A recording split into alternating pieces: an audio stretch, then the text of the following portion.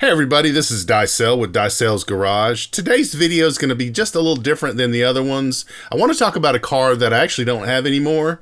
It was a 2007 Ford Mustang GT, but not just any Mustang, it was the California Special Edition. Now let's talk about the history of the California Special Mustang. Now the concept was born in 1968, where a few California Ford dealers wanted to market a factory-built limited edition Mustang, and they wanted to call it the GTCS, or California Special as we know it today. Now there were some pretty cool features on the GTCS, which included Lucas fog lights, twist-style hood pins, side scoops, a pop-open gas cap, and a rear spoiler deck lid with end caps, and tail lights from a 65 Thunderbird. Now surprisingly, there were only 4,118 made at that time. Now 251 of those cars were sent to Denver, Colorado, and remarketed the High Country Special 68. Now the initial run of the Cali Special Mustang only went for 5.5 months from February to August of 1968. This is a pretty decent looking car. What lets it down for me is the scoops are completely non-functional, the engine is lethargic, and it's just not what I would consider necessarily a muscle car. So I made a lot of changes to mine, which was probably dumb. So let's talk about the engine specs specifically. The engine was a Type 90-degree single overhead cam with 24 valves, and of course it's a V8. The displacement is a 4.6 liter, so it's a 281. The horsepower was 300 horsepower at 5,750 RPM, with the torque being 320 foot-pounds at 4,500 RPM. The bore and stroke is 90.2 millimeter by 90 millimeter, and the compression is 9.8 to 1. Now, the front suspension utilized what was called a reverse L independent McPherson strut with a 34 millimeter stabilizer bar. The rear suspension was a 3-link with a solid axle, coil springs, a panhard rod, and a 20 millimeter stabilizer bar. Now, the wheels that came on this car were 18 by 8 inch, 5-spoke polished aluminum. You can see them here on the car. They're pretty cool, standard Mustang look. The tires were 235 50ZR 18s. They were BSW high performance tires. The performance was 0 to 60 in 5.1 seconds. That's per car and driver. Guarantee you mine never did that. The braking is 60 to 0 at 130 feet. That's estimated. And the quarter mile in 13.8 seconds at 103 miles an hour. The side scoops and the hood scoops were completely non-functional. It's a 4.6 liter V8. It was just not enough engine for me to consider it a real muscle car. So I kind of stopped there. I didn't really go into the engine and try to do too much to it. So now I'm going to bring over a picture of what it looked like prior to me doing a whole lot to it. As you can see, here the back tail lights are blacked out already, and I already have my Hurst logo on there, and I think even the spoiler is different. I think this is an aftermarket spoiler that I had put on there. Oh yeah, and also I have the Cal hood on there as well. So this is pretty much changed from the way that I got it. Kind of a side view. Here's the front. Again, it looked pretty cool, GTCS. Now, the interesting thing, and something I didn't realize until tonight, was they only made in total they produced in 2007 8,519 of these. 5,918 were the coupes, so they only made 5,918 of them. And this is the Vista blue color. They only made 1,061 of these cars. So I probably should have left it the way it was. If you think about it, I probably killed the value on the car by doing my modifications to it. I'm going to show you kind of what I did coming up. This is actually when I added some aftermarket wheels on there. The stripe is still there at this point. You see how the fog lights are not dark at this point. I'll show you some of the changes that I did. Also, one of the cool things that I did is I changed the tail lights. Now look at the difference in this. This is the stock tail light here on the left, and here is the new ones. They were much better, and I think I have a shot of them actually Yeah, there's the reverse. So see how the reverse, it has the white in the middle as opposed to down here at the bottom. And these were just regular bulbs. And I believe these were LEDs over here on the right. By the way, when you look at this car, this gas cap is not a gas cap. My 69 coupe, this is actually functional. In this car, this is the back of this is the trunk. So this actually goes up. So this is non-functional, which to me is just tacky, you know. Here's another shot of the tail light, and here is both of the tail lights in. So this again makes this car look a lot better. And I think this is with the original spoiler. Yeah, this is with the original spoiler on it. So you see the way that there is a connection here and a connection here, and you can see daylight there. And then let me pull over this. See how the other one, I went to more of a duck tail right here. This is a much better looking spoiler in my opinion, and started the transformation from the stock GTCS to whatever you want to call my rendition. Love it or hate it. I guess I'll just pull in what I did to it. This is the car after I was done with it. I think it looks a lot meaner. I don't think I messed with the stance. Don't really remember. I don't think I messed with the stance at all. One of the biggest things I did was added this cowl hood. Now, I'm very funny about cowl hoods and what they should look like. I think that's when somebody adds a 4 or a 5-inch cowl hood, unless you really need it, unless there's something under there that is truly taking up so much space that it's going to pop into the hood area, you know, like a supercharger or a blower. To have a cowl hood is just a little bit of false advertising in my opinion. But on this car, I think I chose a 2-inch. I think that's a 2-inch cowl hood. So it's just enough to lift it up so that when you look at the car, you don't know exactly, you know, what is making it look so good. But in this case, this looked great. I don't remember the manufacturer. I think it's Saravini hood. Had it shipped in, took it to a painter, and he just did a fantastic job spraying the hood. And he actually matched it to the fenders and actually blended the fenders to blend into the hood. Just did a really, really good job. And it wasn't expensive at all. I want to say he charged me $600. Now, one of the other things too, if you look in the original picture, pull this back over here. Now you see the brake calipers. Now I know you can go buy brake caliper kits and take them off and paint it and look and, you know, do all that stuff. But I have found that it just flakes after a while and doesn't stay looking good. So I wanted a professional to do it. So again, if you look at the back end shot here, you see that they're painted red. So as the guy was doing the hood, he also did the calipers for me. He professionally painted the calipers and they looked really, really good. And I think it gives that splash of red that you need to take, you know, in conjunction or contrast, I should say, with all the blue that's here.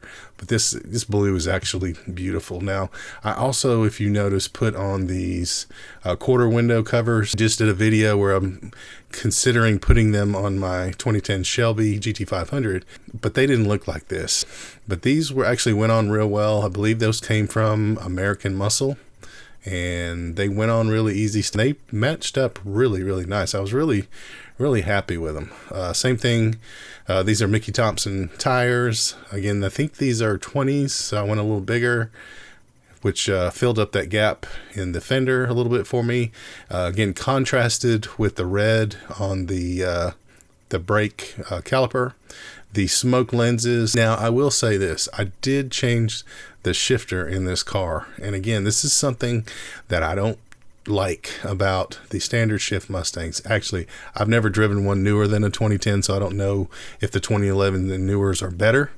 But as far as any of the ones that I have driven, my two cars, the shifter's spongy. And when you take the shifter out and you look at it, it actually has a piece of rubber in there that just gives it that spongy feel. It doesn't give you that connected feel that you really need when you're shifting a Mustang, you know.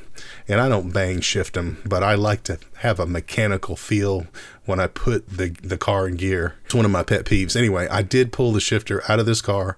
I bought an aftermarket short throw, and it was a Hurst shifter. So this is actually says Hurst equipped. So that's actually factual right there. Also, if you notice too, I bought the tent kit for the Side markers here, I did that there. And let's pull this one over. I also did the front right there. And again, you can see those red calipers. Again, you can see that perfectly sized cowl hood right there. And then the short antenna. To me, it's the little details that, mean the most. And again, this is another shot of the hood, the cowl hood. And see how the cowl hood kind of flows. To me, it flows with the scoop here, it's supposed to be rear brake vent scoop, and the quarter window cover with the louvers and the tail. I just thought that this car just flowed perfectly after all this. Yeah, these came from American Muscle. You can see the logo there. I have some night shots of the engine, so I did do a little bit under the engine. I did put in, this is a JLT, I think this was a version 2, a cold air kit. I did change out the throttle bodies. These were bigger throttle bodies. This car actually did have a tune on it too.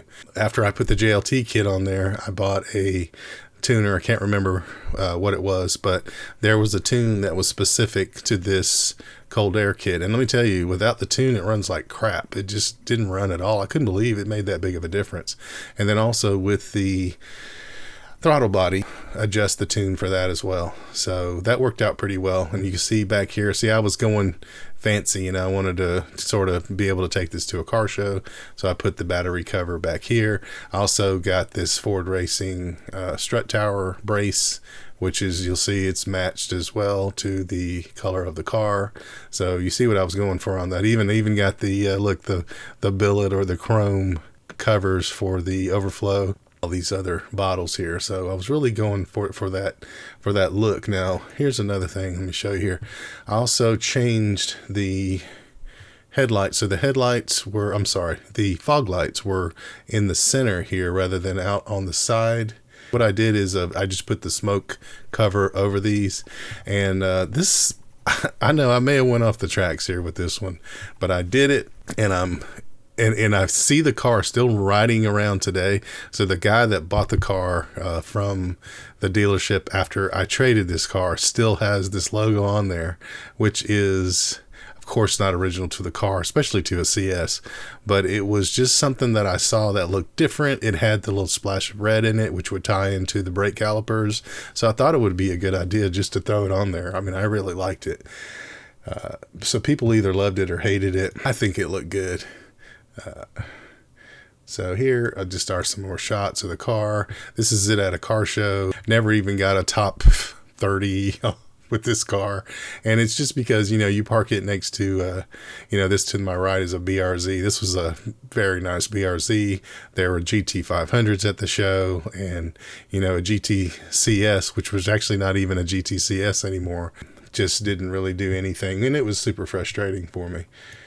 Here's some more pictures of it at a car show. Really nice looking car. And you can see I took the stripe off the side, the GTCS stripe off the side, which is probably sacrilegious. I'm interested to hear or to read what you guys think about these updates. Do you think I did the right thing, or do you think I ruined the car? Again, even now that I read there was only 1,061 of these things made, I think I might have made a mistake. But I was customizing the car to my likes, and I didn't realize I was destroying a Mustang GTCS at the time. So here's some more shots of the car. Again, I just really like that shot right there. I'm trying to find one you hadn't seen yet. I think that's when it was still in the paint shop, and the guy was trying to show me what the hood looked like and how it was blended in together real well. Anyway, I think you've seen all my pictures now. So I'm going to put on a little montage.